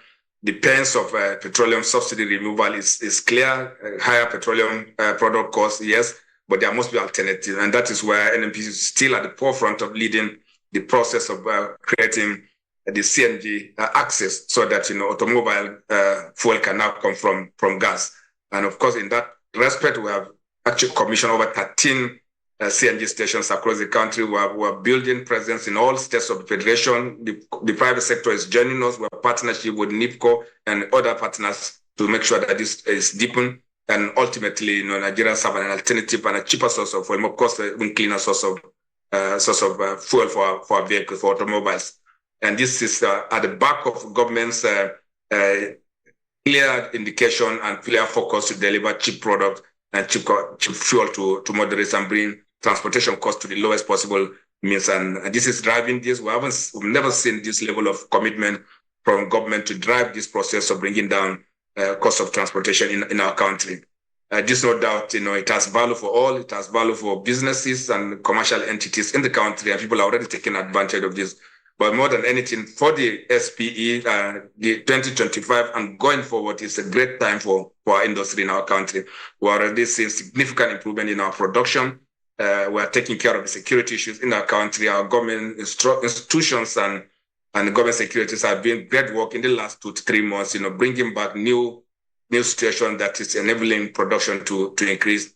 And this, no doubt, has seen to the very, very dramatic growth in production within the last month or so. And of course, this is supported by government's drive to ensure that, the fiscal environment itself is clement for this. And I believe that for our industry and for SPE members across the country and across the world, that Nigeria is the next opportunity country. Growth is already coming here. We have very, very, very big ambitions for making sure that activities pick up. It's already happening. And ultimately, our industry, as Terry has said, will be part of the transition. And of course, in our country here today, let me just repeat what I've said in very previous engagements, that we're talking about energy access, energy availability, not even transition in our country today. We are doing everything possible to close that gap. Then we can now come to the level of worrying about many other interventions that we have to do. We are not oblivious of the realities of what our businesses does to climate and environment. We are not competing to do a catch-up. Even if you switch off all the emissions from Sub-Saharan Africa, you're just switching off 3% of the emission. Is nothing, but there's not a catch-up plan. But obviously, it creates opportunity for growth here, for providing energy access to people in this part of the world, and ultimately creating an environment that will be inclusive, creating the economic environment that will create peace. And of course, many of these issues that we're seeing on the streets today actually are largely around economic exclusion. And our industry can play a very pivotal role in closing this. And we're determined to do this. I'm counting on all our partners who are in the room and also our ministers to support all the efforts that are going on to see that the NMPC and the partner and our partners play that role of bringing this country into the much more a better situation from the back of the contribution that industry can do. We won't do everything. Yes, I'm not sure anyone is saying that the oil and gas industry is the only solution to the challenges in the country, but we are a critical part of this equation, and our government is supporting us, tremendously to deliver on this. And I'd like to thank you all for bearing with me, for not being physically present with you, but more importantly to say that the NMPC is here as your partner of choice. We're here, we're business, and we'll work with you. Thank you very much.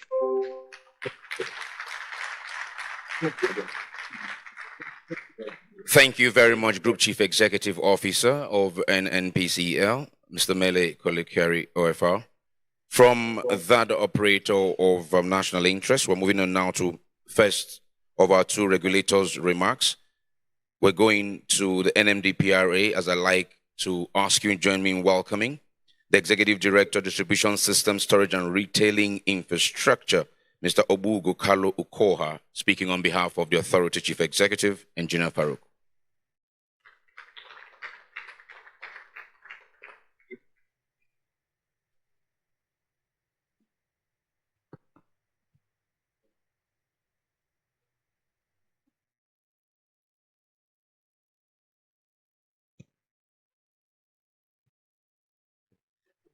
Yes, but inviting us before the Upstream Commission is unusual because, as everybody will agree, the midstream and downstream will not be, it will be inevitable if there is an upstream sector.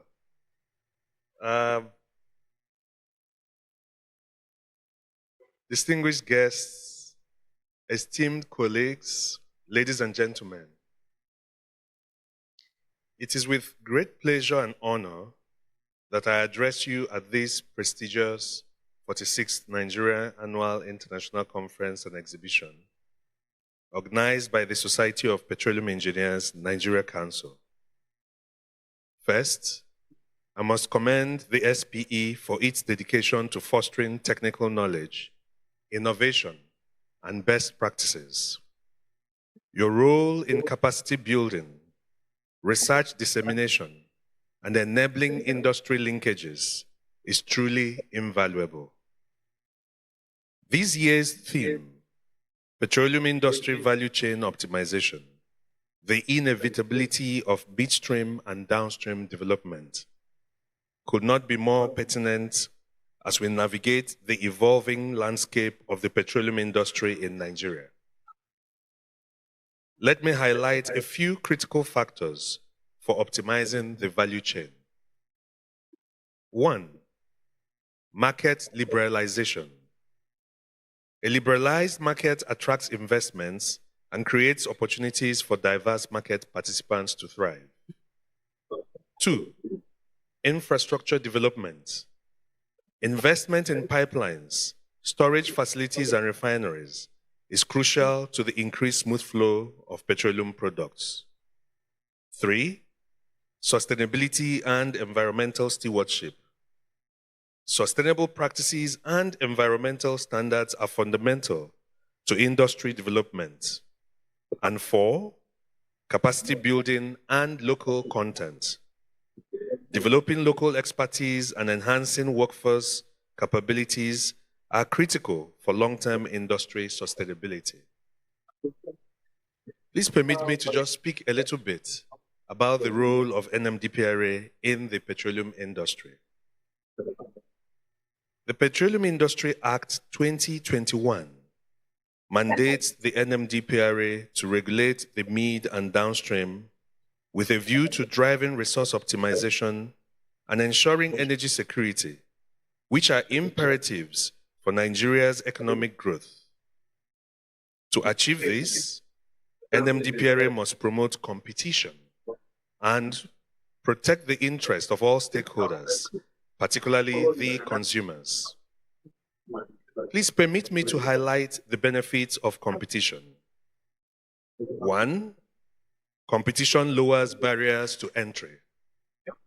2. Competition diversifies the market structure.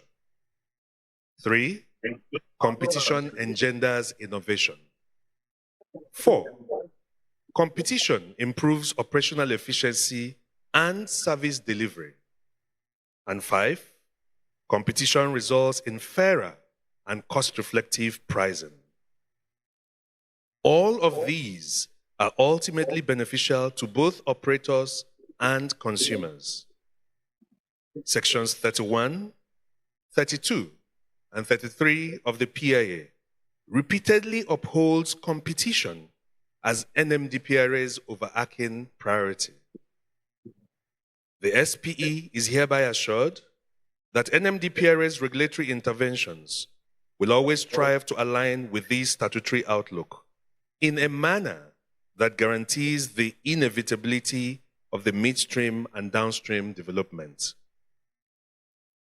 Let me conclude by joining the SPE in welcoming this very august gathering to a fulfilling conference where value-adding industry ideas are harvested. On this note, I thank you, and I wish you all a productive and insightful conference. Thank you very much.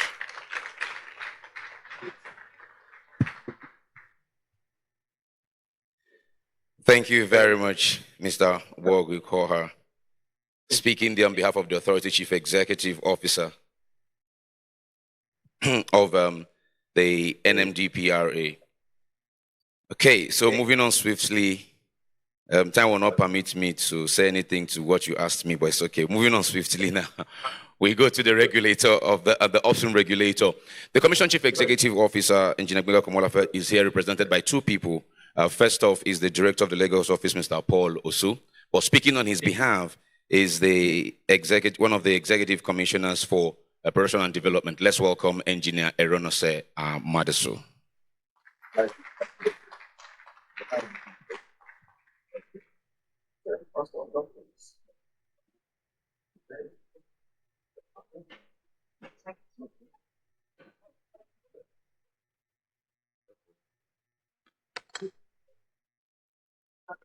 Good morning, ladies and gentlemen.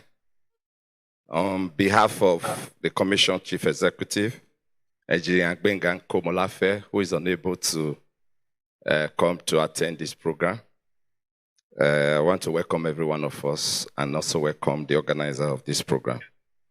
So my job is very simple this morning to deliver his message. But before I start, I would like to stand on the existing protocol that have already been established by all the previous speakers. Thank you so much. It is my profound delight and honor to attend this event and indeed deliver this address to the esteemed gathering of eminent industry practitioners and stakeholders in the oil and gas industry, as well as our international counterparts. The Society of Petroleum Engineers Nigeria Annual International Conference and Exhibition, NAICE 2024, for which we are all gathered here today, has proven to be the leading light amongst industry events in fostering discourse on oil and gas matters and promoting engagement on contemporary energy issues. It is for this reason that we join voices with the honorable ministers, both of oil and gas, petroleum resources, and all well-meaning Nigeria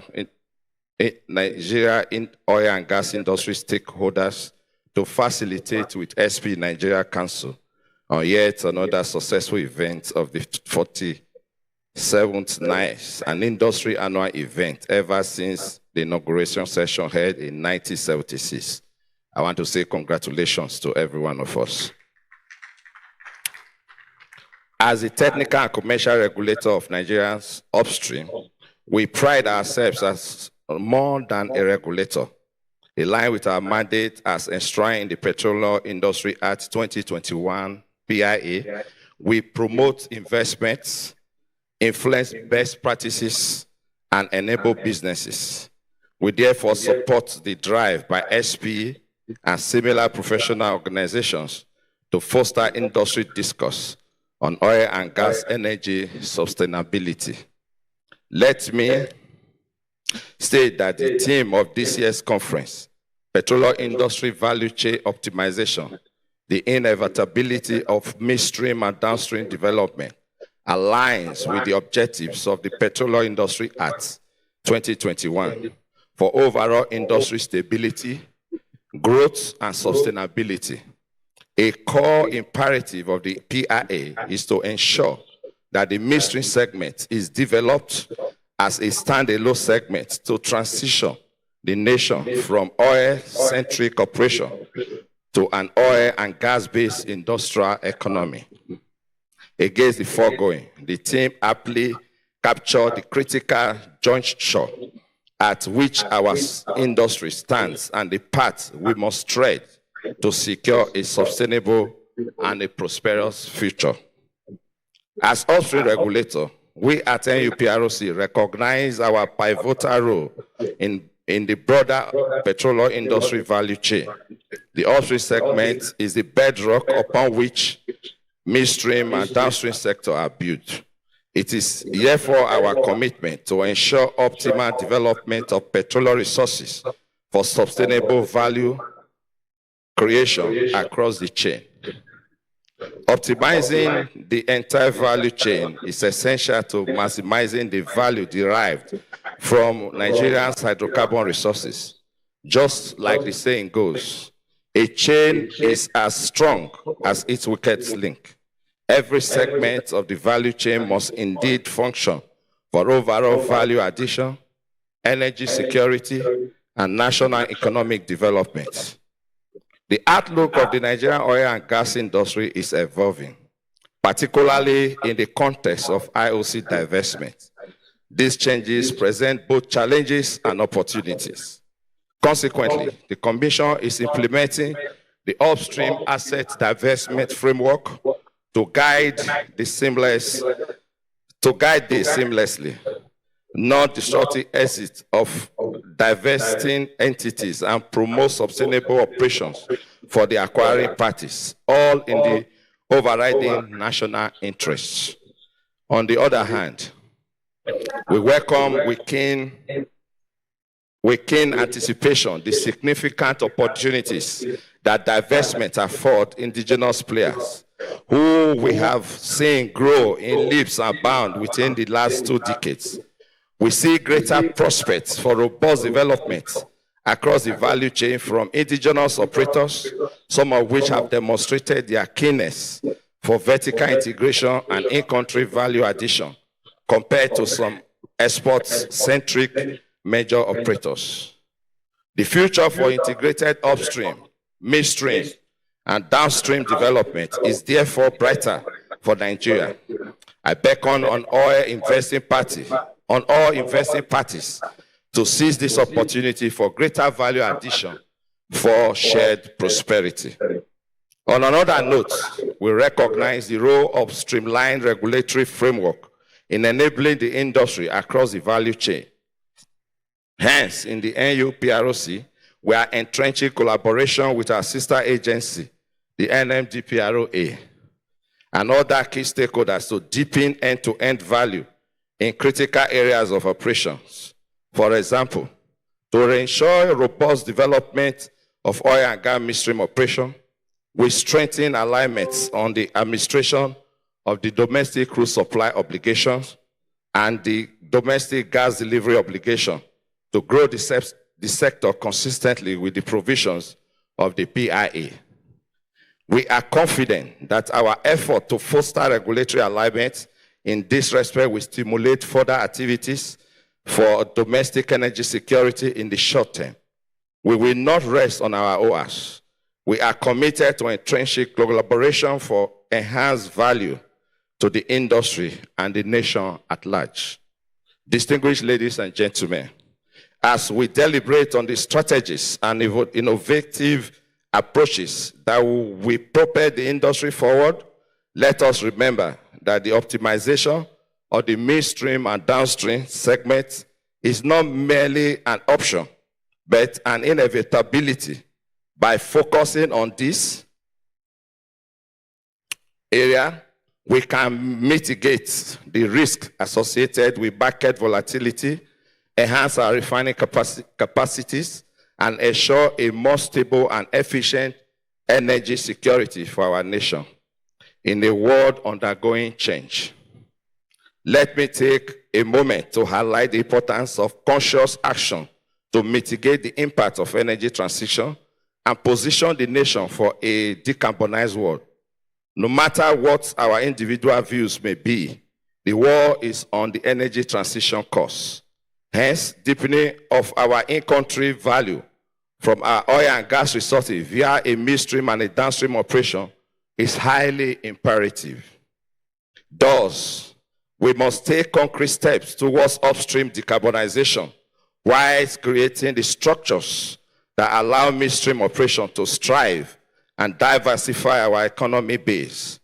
For us at the Commission, we have made deliberate and conscious efforts to position the upstream appropriately through the implementation of the ongoing regulatory framework for upstream decarbonization and carbon monetization in Nigeria. The Commission is therefore championing decarbonization initiatives to sustain and grow investments in upstream oil and gas while entrenching environmental, social, and governance principles. Similarly, we are rallying the continent oil and gas regulators towards a harmonized position to deepen value across the value chain for Africa's abundant oil and gas resources in a world undergoing transition.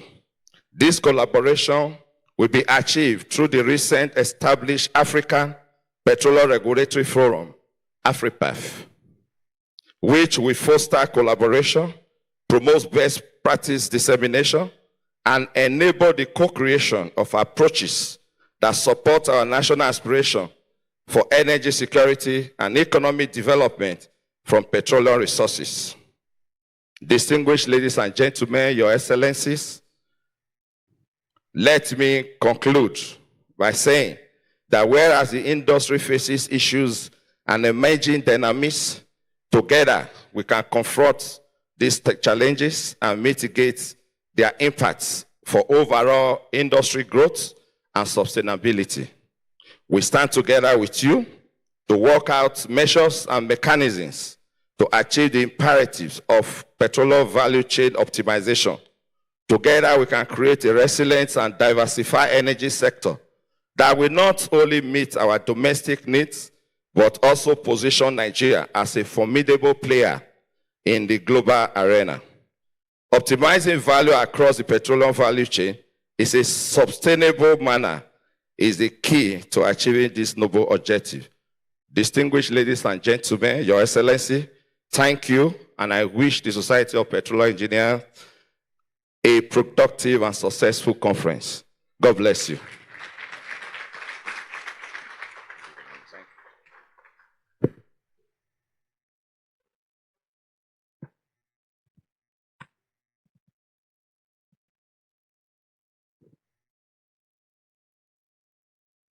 Thank you very much, Mr. Eronose Amadasu. Speaking on behalf of his principal, Engineer Benga Komolafe, the CCE of NUPRC. Well, Mr. Okoha, if you listen to your sister agency, when he said sister agency, that goes your reason. Your sister agency, so there's who comes first or second sometimes. Well, thank you all the same to both of you for sharing your perspective on our theme, this opening ceremony. Your Excellencies, distinguished ladies and gentlemen, throughout the course of this week, SPE in the evening today and on Wednesday will be giving out a series of awards to deserving companies and individuals. But we're kickstarting that this morning with a special industry award to 6 recipients. I'd like to now invite our council chairman, Mr. Salahuddin Tahir, sir.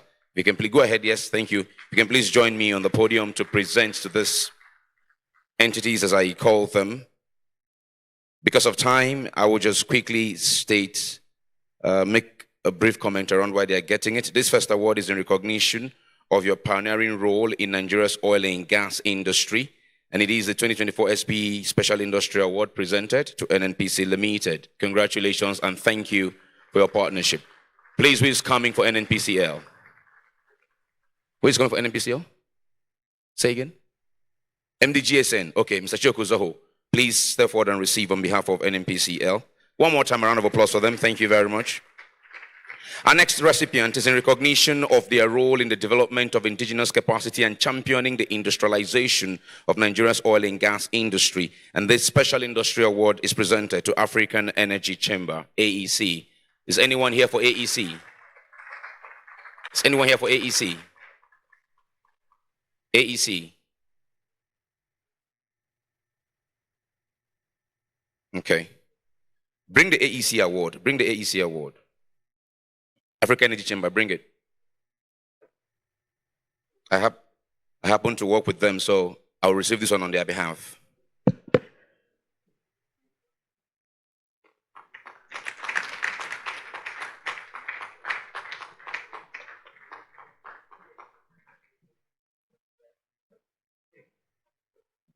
Next, we would like to recognize this next recipient in recognition of your role in championing the transformation of Nigeria's oil and gas industry through the development of human capacities, institutional capacity, and promotion of research and technology. Congratulations, Petroleum Technology Development Fund, the PTDF. Thank you for the work that you do.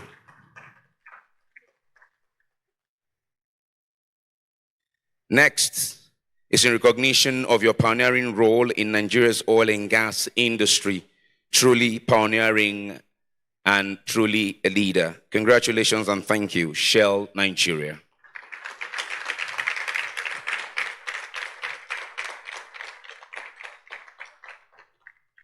Next is in recognition of your efforts as the fastest growing integrated indigenous energy company. SPE Nigerian Council recognizes you and commends you, Seplat Energy PLC.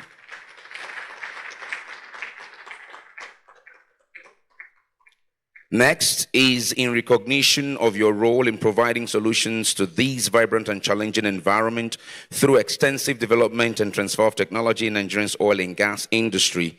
Thank you and congratulations, Unicel Limited.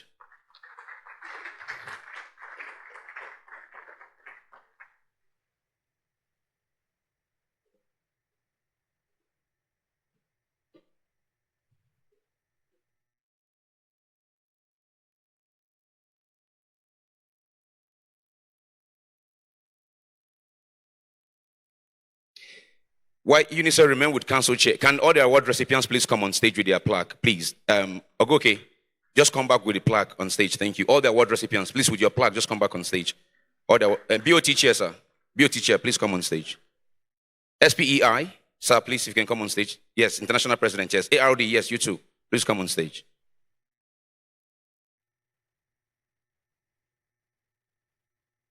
Conference chair, please come. Can I get NMDPRA and, yes, NDPRA and NUPROC? Please, sir, if you can join us. Let's make this real quick.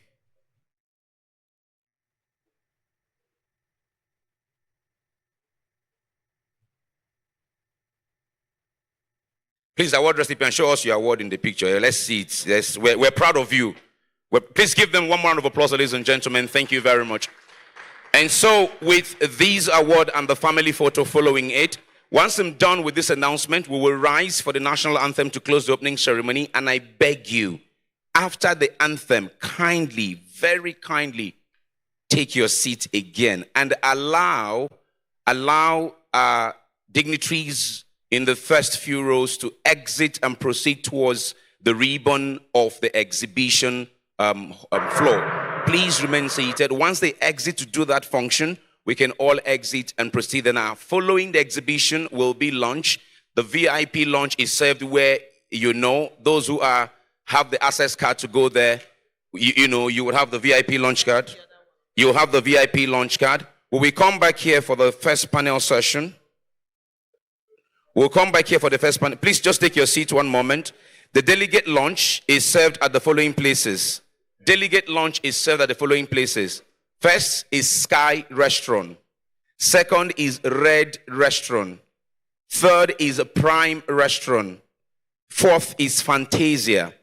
Now, all of those places, no one is outside of these premises. Everything is within these premises. Once again, delegate lunch, Sky, Red, Prime, and Fantasia. And the VIP lunch is at Crossroad. Please look at your badge and kindly go in the direction as I have announced where your lunch is served respectively. Tony, where are you? Tony will be leading the exhibition tour, and after the exhibition, lunch will be served. We will come back here. If you will indulge me one quick second, let me look at what time we're starting the panel session. Georgia, you want to give me that information real quick? Or Madeline, who is close to me?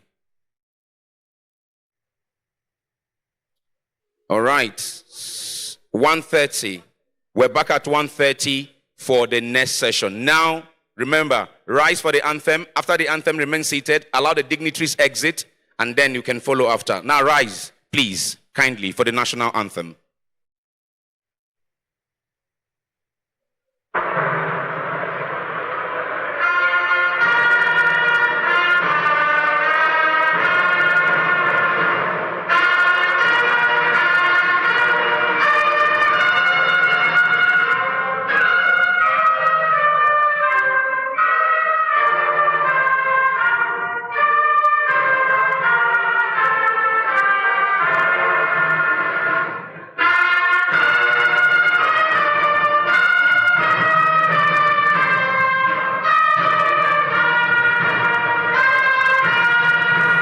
You can stop it this time here. Thank you.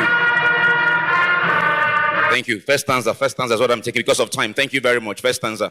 Thank you. So please just remain seated for a minute or less. Allow them to exit.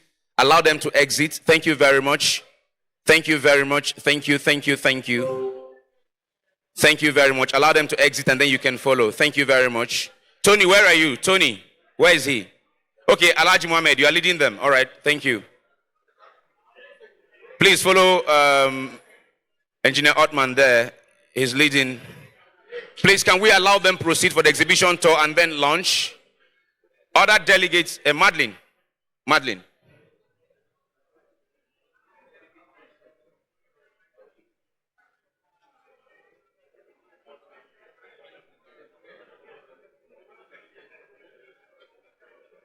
Please, for the delegate launch, give it another 20 minutes, 15, 20 minutes before you start going to the places I have announced for the delegate launch. Give it another 15, 20 minutes before you begin to go to the places I announced for your delegate launch. Thank you all very much. See you back here at 1:30. See you back here at 1:30.